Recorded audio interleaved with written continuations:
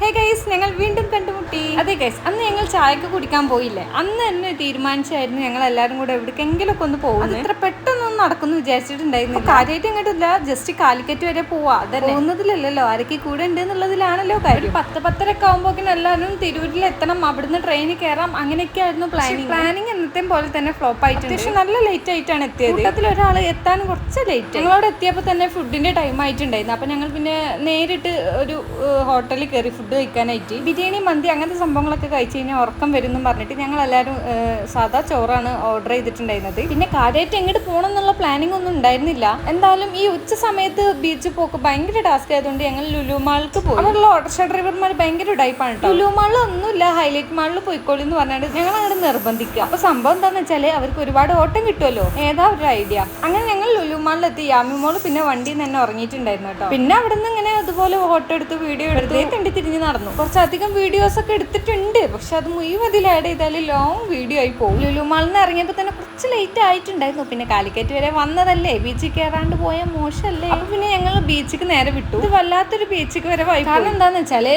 മാളിന്റെ അവിടുന്ന് ഓട്ടോറിക്ഷ വിളിച്ചിട്ട് ബീച്ചിന്റെ ഒരു തലക്ക് നിർത്തി.